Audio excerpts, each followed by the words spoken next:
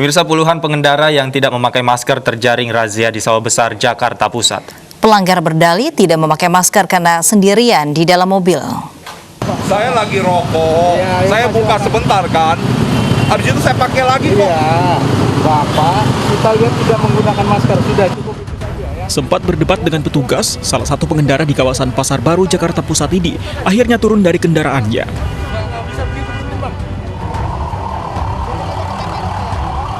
Meski sempat berdalih melepas masker karena hanya seorang diri di dalam mobil, pengendara ini tetap membayar denda administrasi.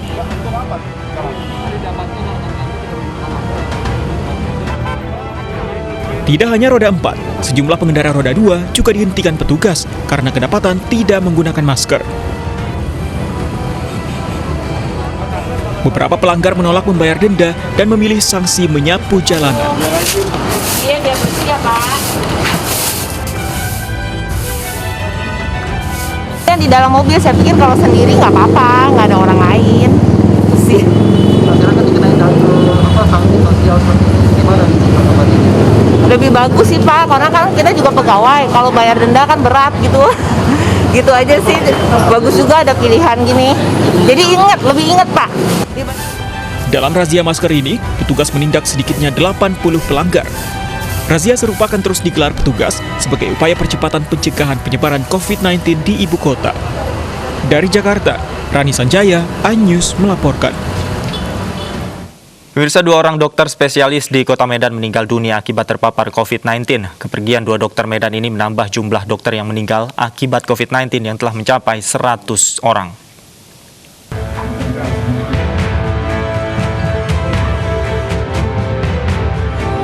Kabar duka kembali datang dari Ikatan Dokter Indonesia Cabang Kota Medan, Sumatera Utara. Dokter spesialis penyakit dalam Dr. Daud Ginting dan dokter spesialis ortopedi Dr. Edwin Marlindungan Marpaung meninggal dunia karena COVID-19. Dr. Daud Ginting sempat dirawat sepekan namun meninggal pada 30 Agustus kemarin. Di hari yang sama, Dr. Edwin Marlindungan juga menghembuskan nafas terakhir.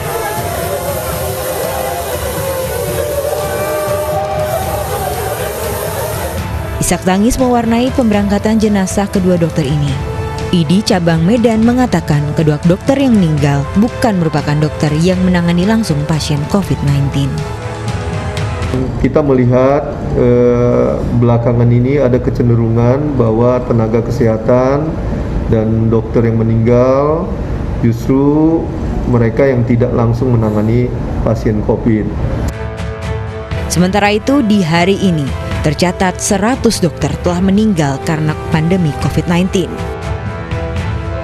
Melalui akun media sosial, Ikatan Dokter Indonesia mengunggah ucapan selamat jalan kepada rekan sejawat yang gugur dalam penanganan COVID-19.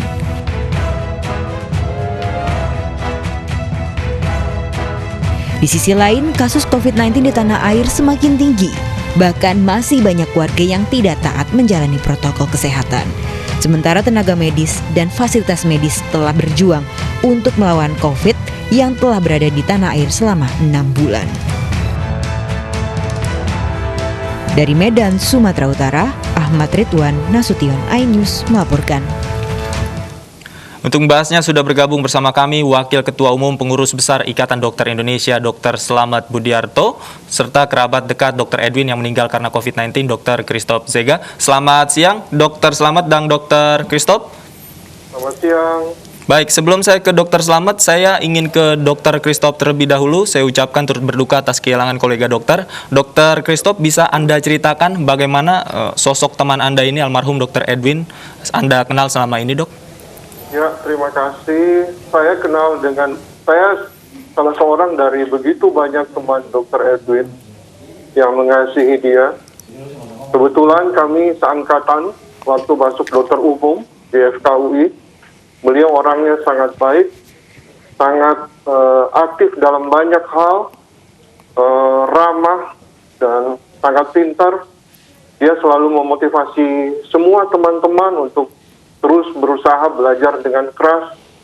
Dan ada satu kekhasan dari beliau, dia selalu berwajah senyum yang membuat orang senang untuk melihatnya dan kami sangat sangat dekat dengan almarhum ini dalam proses belajar maupun kegiatan di luar belajar pun beliau sangat dekat, beliau sangat membimbing dan beliau sangat care dengan teman-teman yang berada di sekitarnya. Kami sangat kehilangan beliau dan tidak menduga sama sekali kejadiannya bisa berlangsung demikian cepat. Baik, tentunya sangat kehilangan sekali Dr. Edwin ini, begitu peran yang begitu besar dari tenaga medis, apalagi Dr. Christoph ini dekat sekali. Sebenarnya seperti apa sih riwayat penyakit hingga akhirnya dinyatakan positif COVID-19 dan meninggal dunia, dokter? Kebetulan kami berada di kota yang berbeda. Saya tidak ikut langsung untuk terlibat dalam proses perawatan almarhum. Karena kebetulan kita di grup yang sama, di grup S1, kita saling berbagi pendapat dengan teman-teman yang langsung memberikan perawatan dengan beliau di sana.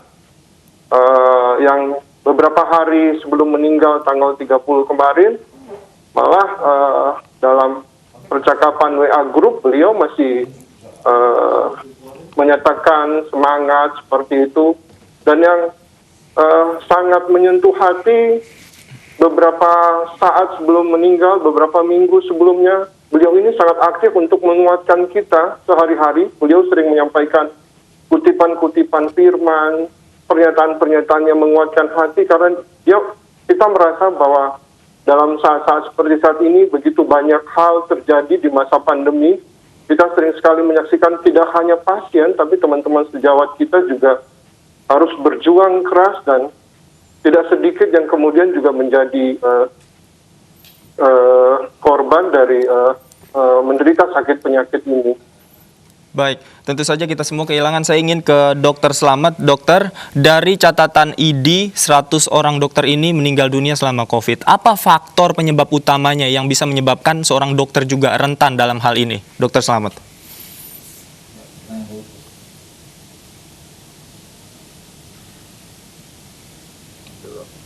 Artinya sebuah rumah sakit itu kan tempat orang sakit. Kalau di rumah sakit tersebut ada COVID, otomatis volume virus yang ada di rumah sakit jauh lebih tinggi daripada yang di luar rumah sakit. Nah, tentunya sehingga dokter dan tenaga kesehatan lain itu sangat rentan untuk tertular. Apalagi pasien ini kan gejalanya itu sangat bervariasi. Tidak hanya batuk pilek sesak, tapi juga bisa mencret, bisa dan lainnya. Kemudian juga bisa OTG tanpa gejala ataupun dengan gejala ringan. Sehingga dokter ini kalau misalnya dia lalai sedikit saja itu bisa tertular. Yang tidak lalai pun bisa tertular, apalagi yang lalai. Tapi kami pantau adalah ini kan semakin hari semakin banyak penderita COVID-19. Sehingga ini akan membuat lelah tenaga kesehatan, dokter maupun perawat, bidan, apoteker, dan lain-lain. Sehingga perlu penanganan strategi atau perubahan strategi untuk mengendalikan infeksi COVID-19 ini sehingga tidak melonjak. Rumusnya adalah kalau semakin melonjak maka yang sakit juga ikut meningkat sehingga penularan terhadap tenaga kesehatan baik dokter, perawat dan lain-lainnya juga akan meningkat dan gitu. Dan yang 100 ini kan sudah terkonfirmasi positif COVID-19. Jadi kami menilai pemerintah sama organisasi profesi melakukan kerjasama, bermitra, bagaimana mencegah korban berjatuhan untuk berikutnya. Tidak hanya dokter, masyarakat juga seperti kita harus mencegah kematian, mencegah penyakit berat. Yang sehat jangan sampai terinfeksi, yang terinfeksi ringan jangan sampai jatuh ke berat, yang berat jangan sampai meninggal dunia. Ini harus segera dilakukan strategi ulang, demikian. Baik, Dokter Selamat, perubahan strategi yang paling cepat bisa dilakukan untuk mencegah atau menekan angka kematian ini, apakah salah satunya mungkin manajemen jam kerja dari tenaga medis bisa dilakukan, Dok, atau hal lain apa yang bisa dilakukan dengan cepat? Ya, kita mulai urutan aja, mulai dari promotif, preventif, kuratif, sama rehabilitatif. Promotif preventif ini kan nggak jalan. Jalannya lewat testing. Testing itu terlalu lama. Sekarang teman-teman puskesmas rame-rame mau buat testing, orang normal itu di testing. Nah, kami nilai sebaiknya yang di testing itu adalah yang kontak dengan pasien COVID-19. Bisa sih yang normal diperiksa, tapi itu prioritasnya adalah yang kontak. Nah, sisanya adalah teman-teman puskesmas, dinas kesehatan itu konsentrasi kepada pengawalan protokol kesehatan. Gitu loh. PSBB sudah direlaksasi, kemudian restoran sudah buka, kantor sudah buka, dan lain-lain. Siapa yang mengawal ini, gitu loh. Dan itu kan sumber-sumber penularan ada di situ. Siapa yang mengawal di restoran, siapa yang mengawal di pertemuan, siapa yang mengawal di kantor. Ini sampai hari ini kami nilai belum optimal, sehingga pasien berjatuhan datang dari klaster-klaster ini, kan gitu. Kemudian yang kedua, yang kuratif adalah kami yang ada di rumah sakit. Ya, jam kerja memang kita perhitungkan. Dan memang ini sudah mengeluarkan batas maksimal itu 8 jam sampai 10 jam. Dan tidak boleh terjadi kelelahan. Tetapi antara panggilan hati, panggilan jiwa, sumpah dokter dengan pasien yang mohon maaf istilahnya meledak, otomatis rasa lelah itu disingkirkan dengan teman-teman yang punya idealisme tinggi. Nah, itulah yang terjadi karena mungkin jumlah dokternya kurang atau memang pasiennya yang berlebih. Jadi perlu ke depan dilakukan pemerintah juga harus menjamin APD-nya, kemudian kalau memang waktu diatur, sudah diatur. Tetapi itu tadi, panggilan jiwa tadi, seorang dokter tidak memungkinkan dia akan meninggalkan pasien seperti itu. Makasih. Baik, Dokter Selamat, kemudian apakah langkah yang sudah dilakukan oleh pemerintah kepada tenaga medis, khususnya dokter yang gugur ini? Apakah ada bentuk apresiasi khususnya kepada mereka yang gugur ini, Dokter Selamat? Ya, selama ini ada insentif untuk keluarga yang ditinggalkan, kalau tidak salah sebesar 300 juta sudah ada. Baik. Terakhir saya tanyakan kepada Dokter Christoph, evaluasi apa yang mungkin bisa dilakukan di lini tenaga medis? Anda juga kehilangan sekali kolega Anda atas kejadian ini. Apa yang bisa dilakukan di lini tenaga medis, Dokter Christoph? Ya, terima kasih. Tadi sudah dijelaskan sebagian oleh Dokter Selamat ya. Kebetulan saya juga bekerja di rumah sakit yang saat ini juga kita berhadapan dengan pasien-pasien seperti itu. Dan yang kita rasakan belakangan ini jumlah pasien yang datang itu dan yang kemudian terdiagnosis bahwa dia COVID itu semakin lama, dalam beberapa minggu ini semakin hari semakin banyak. Dan kita lihat hal seperti ini kadang-kadang ketika pasien semakin banyak ada keterbatasan-keterbatasan yang kita dapatkan, terutama misalnya ketika pasien itu membutuhkan tata laksana lebih lanjut, baik rawat inap biasa, atau mungkin butuh untuk tindakan tertentu, pemasangan oksigen bertekanan atau sampai di intubasi, karena kapasitas tempat perawatan yang terbatas. Nah, itu kendala-kendala yang belakangan ini sering sekali kita hadapi. Kemudian ketika kita berusaha misalnya untuk mencari tempat-tempat rujukan, itu juga relatif tidak mudah untuk didapatkan. Saya harapkan bahwa masyarakat boleh semakin sadar untuk terus menerapkan protokol kesehatan yang telah ditentukan oleh pemerintah agar kasusnya tidak semakin lama semakin melonjak. Baik, itulah tadi catatan-catatan dari Dr. Christoph, dan sebelumnya juga ada Dr. Selamat yang sudah bergabung bersama kami di iNews Siang. Terima kasih, Dokter.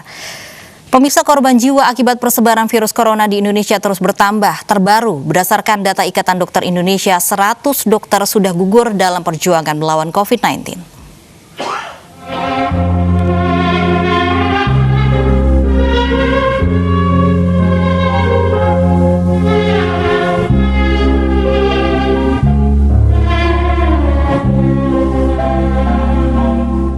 kematian tenaga medis Indonesia tengah menjadi sorotan. Berdasarkan data Ikatan Dokter Indonesia, 100 dokter telah gugur selama pandemi virus corona per tanggal 30 Agustus 2020. Seluruh dokter yang meninggal dalam kondisi positif COVID-19. Jumlah kematian dokter terbanyak berada di Jawa Timur, yakni sebanyak 25 dokter, kemudian Sumatera Utara 15 dokter, dan DKI Jakarta 14 dokter. Berikut daftar 100 dokter meninggal berdasarkan catatan IDI per 30 Agustus 2020. Daerah Istimewa Yogyakarta 2 dokter, Jawa Barat 8 dokter, Jawa Timur 25 dokter.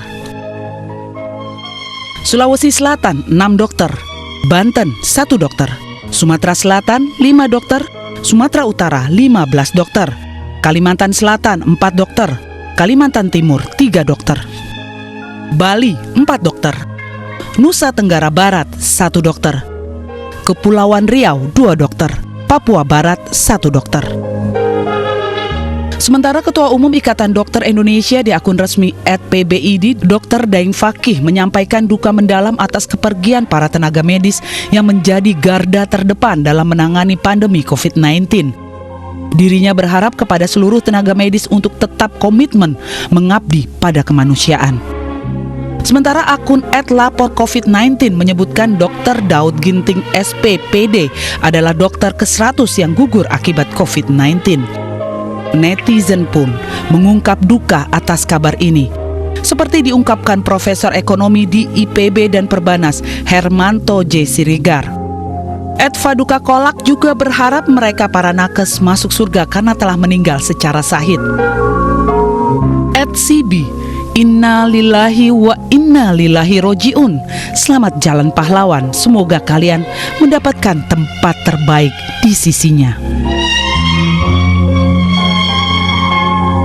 Pemerintah tidak tinggal diam. Pemerintah terus berupaya meningkatkan perlindungan pada tenaga medis. Salah satu cara dengan membatasi jam kerja nakes dalam menangani pasien virus corona. Fasilitas kesehatan tenaga medis bagi yang kekurangan demi meningkatkan pelayanan rumah sakit dalam menangani pasien virus corona sehingga para tenaga medis tidak kewalahan. Melakukan pelatihan kepada dokter maupun tenaga kesehatan terkait penggunaan protokol kesehatan COVID-19. Cara ini dilakukan demi memastikan seluruh tenaga medis sudah memahami penggunaan protokol kesehatan yang baik dan benar saat merawat pasien virus corona.